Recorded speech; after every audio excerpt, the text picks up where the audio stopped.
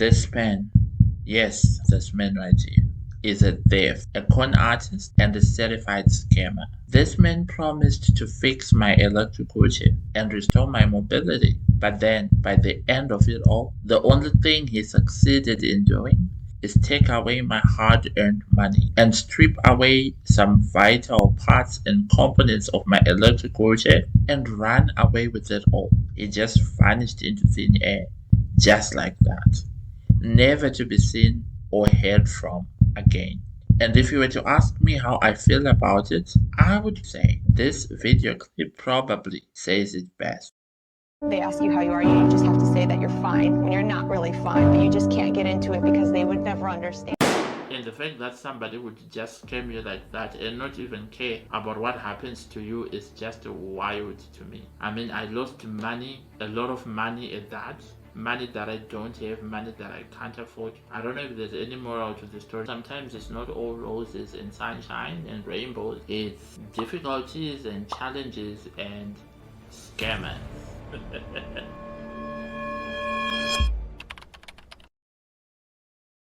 I can't think of more dramatic things that have happened to me and not include the story. So I'll definitely talk about. So let's start by addressing the elephant in the room. Do you see it? Yes. I am not in my wheelchair. Or is it on my wheelchair? On my wheelchair, in my wheelchair.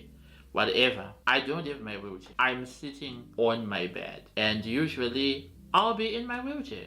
To give context, in today's video, I'll be talking about how I got scammed out of my wheelchair. Yes, you heard me right. I was scammed out of a wheelchair. And if it sounds strange to you that there are scammers out there who would scam people out of a wheelchair, well then I say welcome to my world.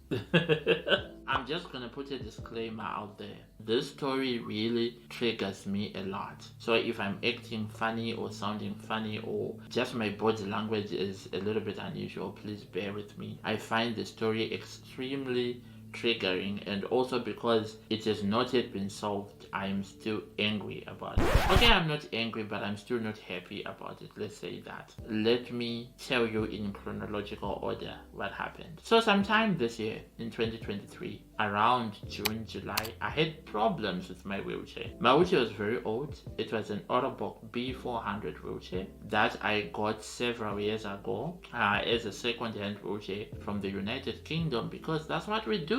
I can't afford a new electric wheelchair. It was my first ever electric wheelchair, and I remember how excited I was when I got it. But of course, it came with its own set of problems because it wasn't new, and there's a reason why the owners were selling it anyway. But for the next 5 or so years, it served me well before I started having some serious challenges with it. Now the problem with this is when you are in Africa, or maybe it's just a Zimbabwean problem, I don't know. There are very few wheelchair technicians who are able to fix your wheelchairs when you start having problems with them. Like, they just don't exist. Or maybe I'm the only person who struggles to find them, so let me not speak for everyone. So it broke down, I think during COVID I had a breakdown, and then we kind of fixed it, and then it broke down again this year, mid this year, and that is when all hell broke loose. Actually, it was very old, so it was no surprise that the wheelchair would break down and it would stop working, which is very stressful because I always say to people that I never truly feel disabled until something happens to my devices. And yeah, like when your wheelchair is not working, you will really feel that disability. Because I wasn't able to leave my bed, I wasn't able to go out, I wasn't able to do anything. I just had to stay indoors all the time, and it sucks big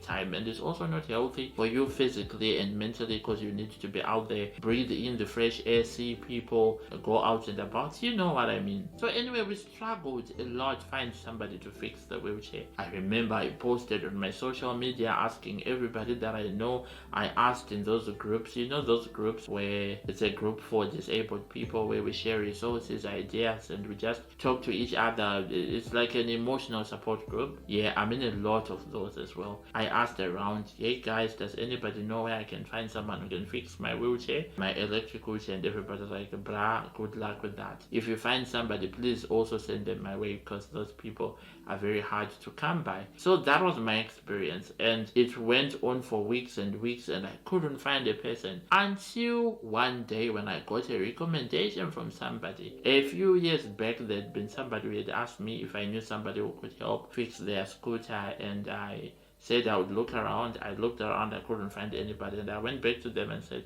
oh, I couldn't find someone. I hope you found somebody.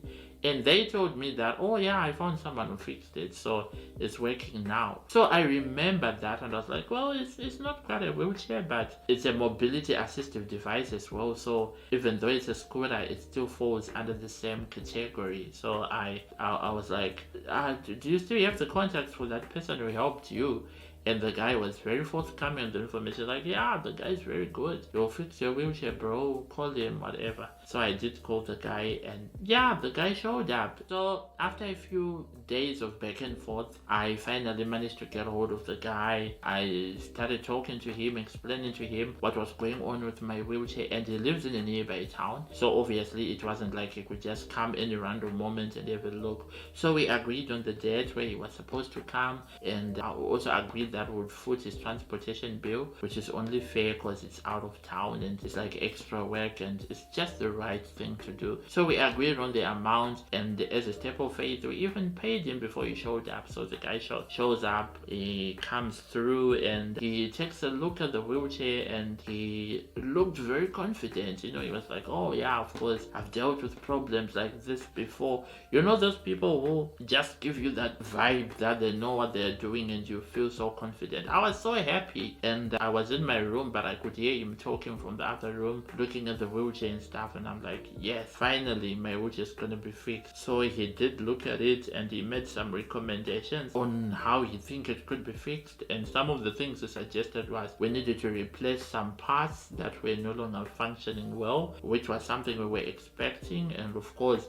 we know nothing about wheelchairs, so we were like, whatever you say, sir, as long as the wheelchair is going to be working at the end of the day, I absolutely trust you. When you're a little desperate, sometimes you don't do due diligence, and I feel like that's what happened in that scenario. But anyway, that's a story for another day. All we wanted was for the wheelchair to be fixed. And also remember, during this time I was having a lot of doctor visitations, so I needed my wheelchair to be okay, because I had like a doctor's appointment coming up like in a few days, and I needed that wheelchair to work so that I could make the trip safely to another town as well. So when the guy said we need to buy new parts and what, we didn't ask too many questions. We just like, you know what, you just make a list, you let us know what's wanted, and we give you the money because you know the parts better than we do. So let's just leave everything in your hands. So the guy makes up a list. You need to buy this, you need to buy this, we need to replace so and so and so and so. So we give him the money according to plan, and we agreed that he would show up a couple of days later and fix the wheelchair. Do you think he showed up, or do you think the wheelchair was fixed? I mean, that's a pretty obvious question, otherwise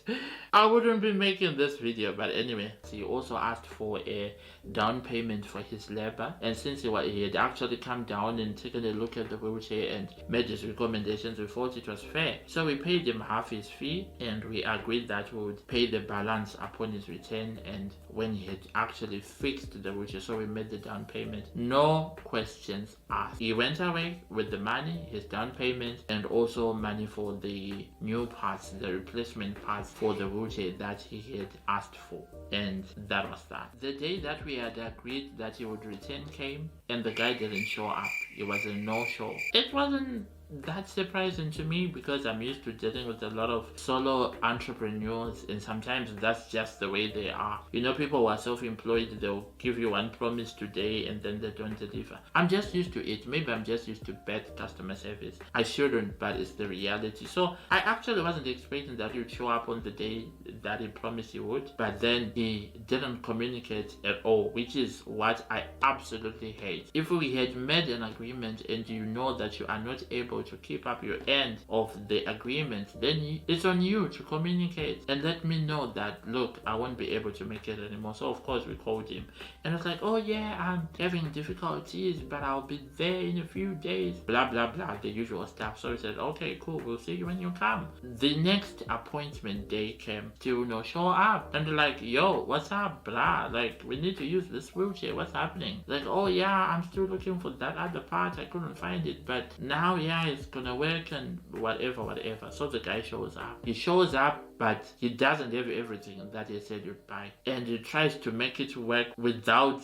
all the parts that he claimed he needed. So of course it didn't work, and was like, oh yeah, I thought I could bypass one of the processes, so I don't know what he messed up. And then the wheelchair was moving at like an alarming speed, and it wasn't turning, and it was like, can you use it like this in the meantime while I try to figure out a way to fix it, and I'll come back and I'll resolve the problem. And I'm like, huh? Excuse me? You want me to use a wheelchair that doesn't turn? Like, how do I even use it? How do I even go anyway? It just moves in a straight line. It wasn't even reversing. I could only go forward. I mean, like, how ridiculous is that? I'm like, I can't use a wheelchair that can't turn. And also this speed, I can't have such a wild speed on a wheelchair because it will definitely spell disaster for me. I'll probably bump into something, break a foot or something like that. It's not working. Please fix it. And he was like, okay, well then I'll look for that other part and I'll return. To cut the long story short, we never saw the guy again. And like that, he's gone. We tried calling him multiple times. He would sometimes answer and be like, oh, I'm coming.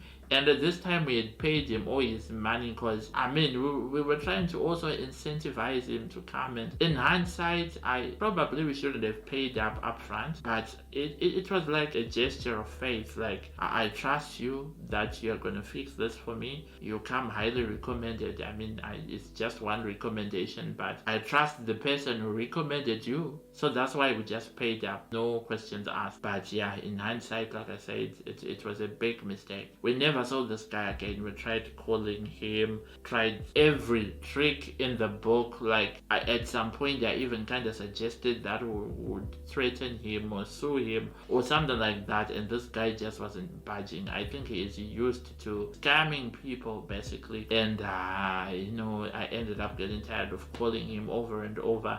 He wasn't picking our calls anymore. He wasn't responding to our texts. He had gone away with all the parts for the wheelchair, some of the old parts and also the new parts as well. And it's been months and months now, almost 6 months. I still don't have a wheelchair, and I can't tell you how much it sucks not to have a wheelchair. I am sick and tired of being on my bed. Yes, I do have a manual wheelchair, but it's not working for me right now because I'm sick and my legs are very swollen. They are so swollen that they don't even fit on my footstands anymore. I'm not going to show the legs on the camera because I don't want to put that out there, but people who have seen me or people who have visited me during the time I was in hospital or during this period when I've not been well know just how badly swollen my legs are. They don't fit on a manual wheelchair. The only things that work for me at the moment is an electric wheelchair because it's wider and all that. And this guy scammed me out of my wheelchair. I don't have a wheelchair, and sitting on the bed is now so tiresome and it's affecting every area of my life. I'm even developing sores because I'm sitting